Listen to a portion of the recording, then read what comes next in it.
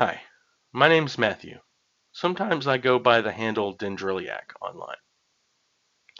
First, I want to talk a little bit about my background, and then I want to talk a little bit about my position on Stop Killing Games.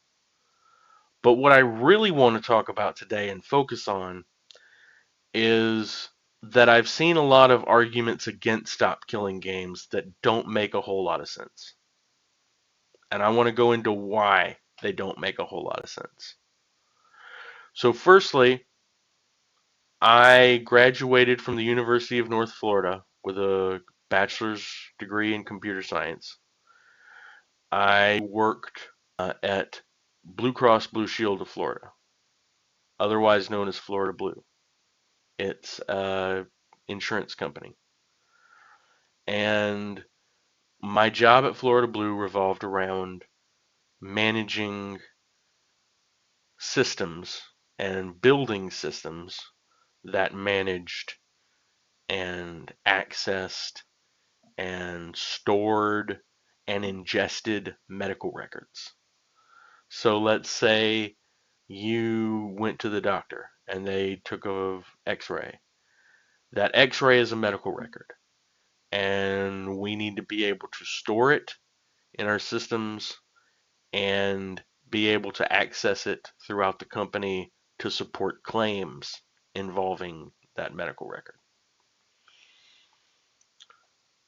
My next job was with a company that revolved around keeping track of time at medical schools and universities, not just keeping track of the time that doctors are teaching students, but also the time that doctors are providing patient care. And the reason they wanted to track this is because the university or medical school or teaching hospital can then get reimbursements through Medicare at the end of the year.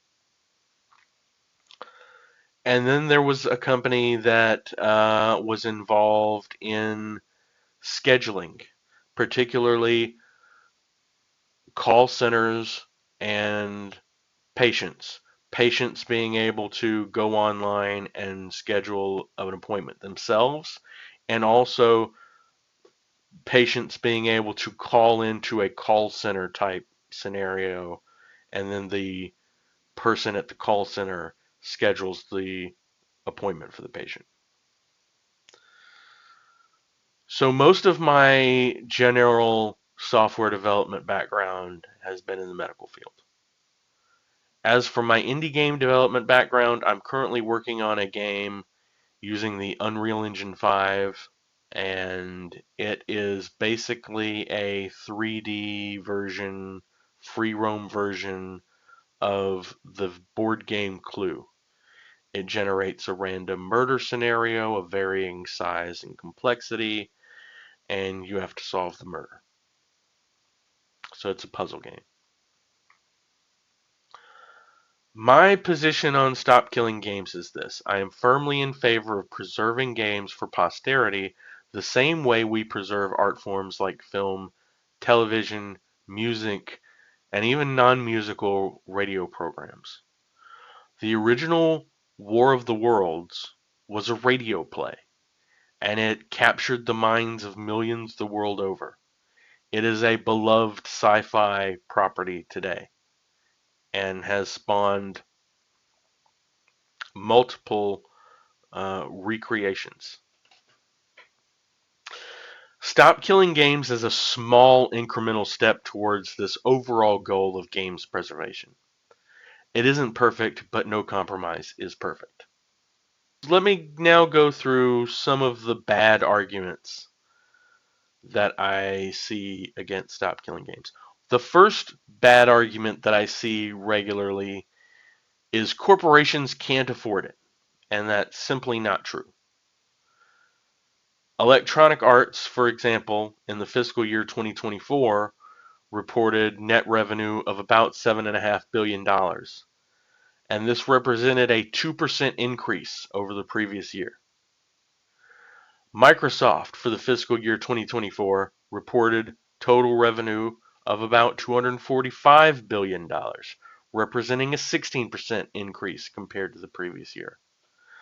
Sony's revenue for the fiscal year 2024 is reportedly about $89 billion, marking a roughly 5% increase from the previous year. So not only are they making billions of dollars in profits, those profits are going up, not down.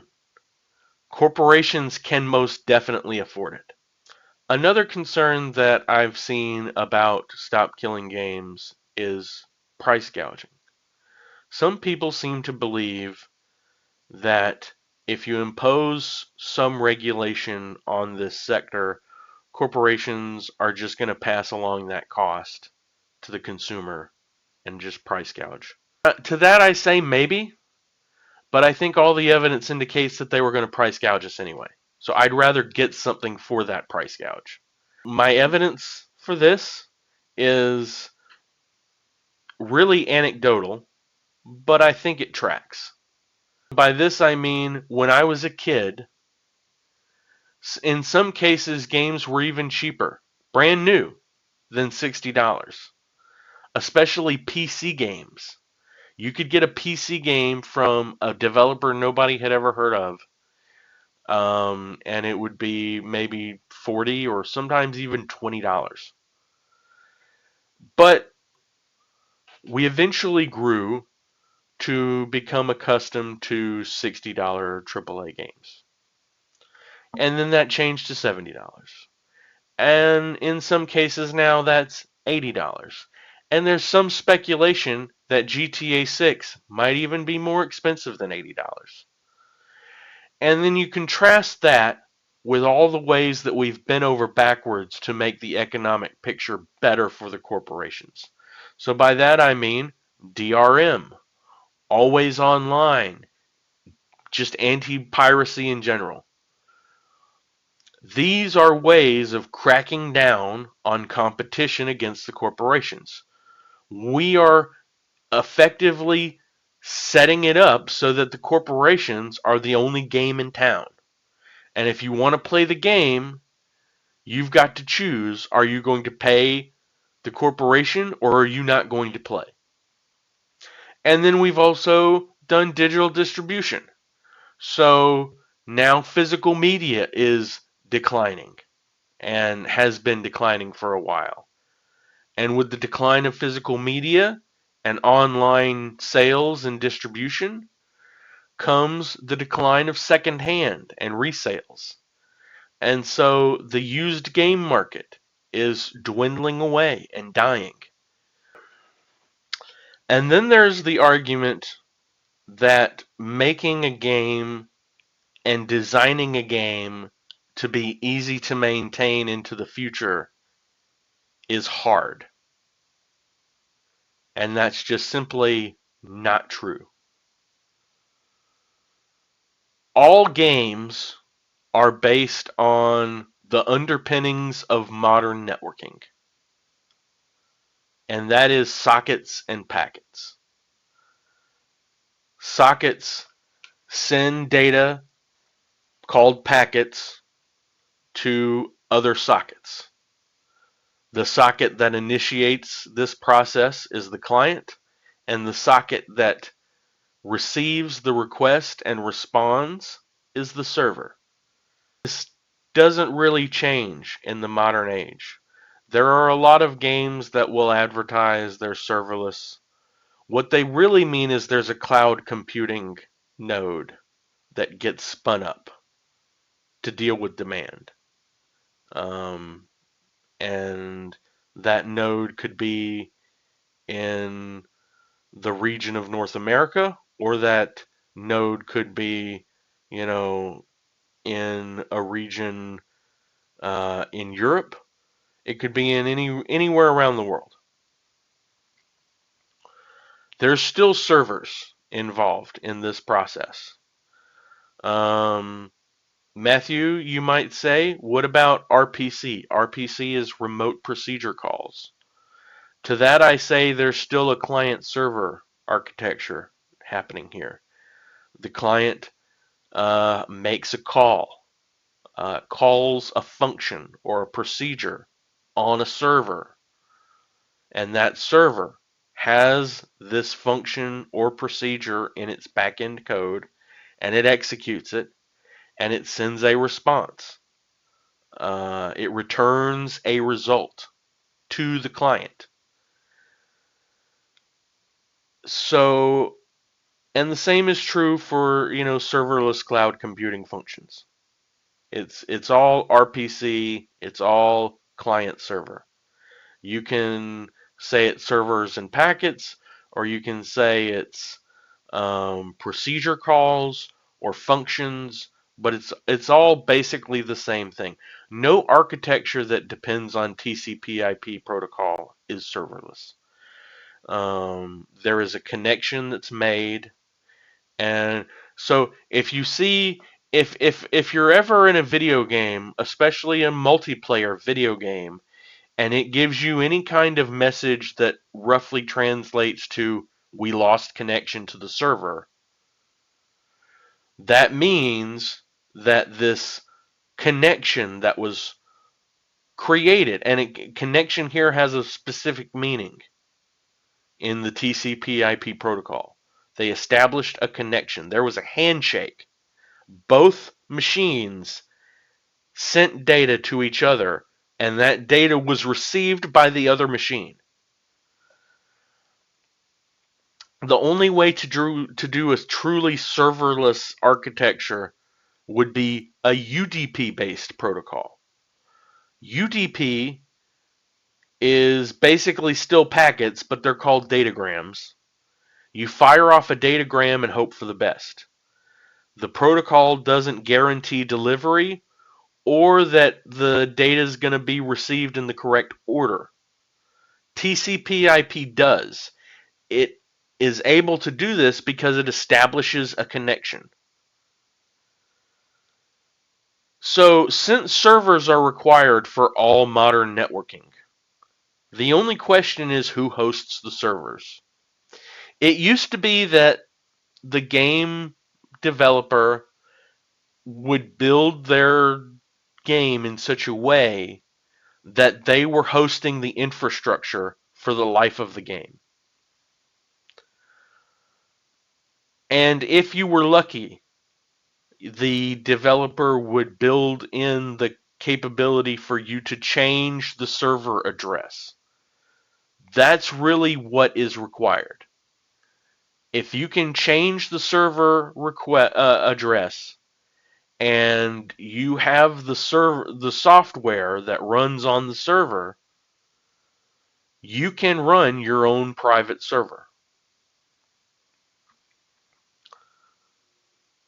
So again, the question is who's hosting the server? And the corporation seems to want to be the one hosting the infrastructure until the game has reached the end of its life. There's not enough demand in the game to justify the cost of hosting the server. And at this point, the corporations, they just want the game to go dead. They don't want you to have the ability to run a private server because they're greedy. They don't want competition for their next game in the franchise. So if people can run their own servers of the previous game, they might not be, imagine a Madden or a FIFA that was future proof, where you never had to worry about having the most up to date official roster because you were in charge of making sure that the roster that you were playing with, was the roster you wanted.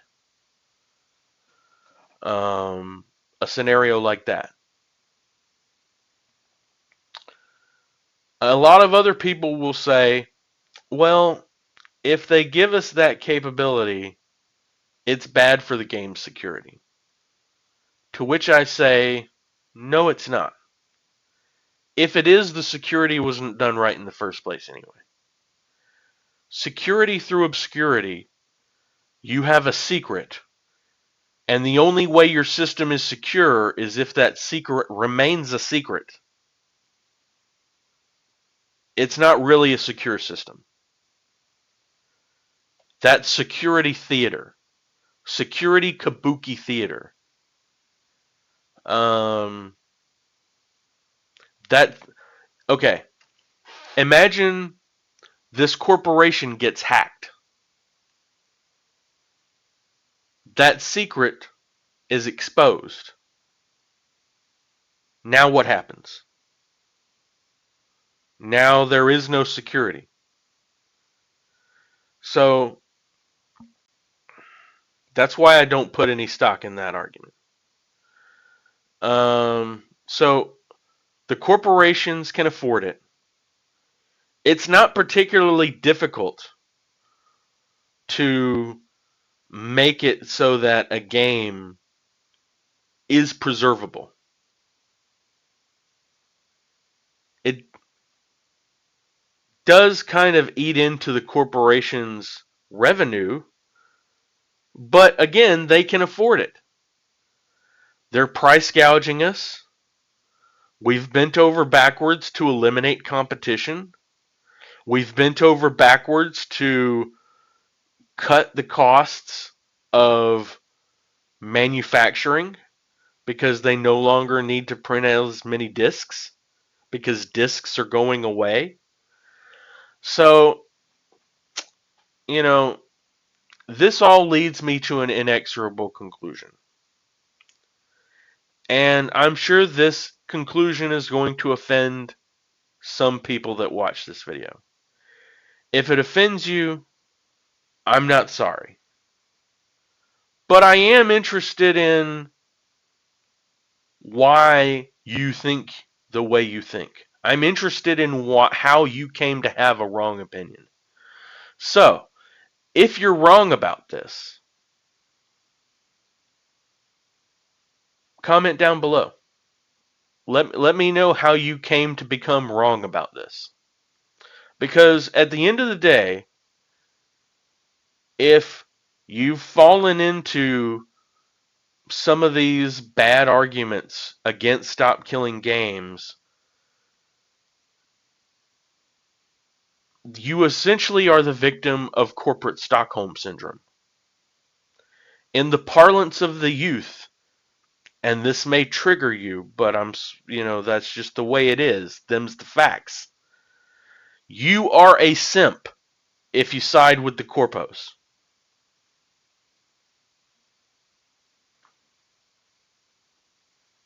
That's just the way it is. That is just the way it is, folks. That is just the way the cookie crumbles. If you are siding with the corpos on this issue, you are a simp. You are the victim of corporate Stockholm syndrome. Calmly remove tongue from boot. So, again, if you are a victim of corporate Stockholm syndrome, if you're wrong on this issue, leave me a comment. Let me know why. Let me know how you came to be that way. Maybe we can get you some help.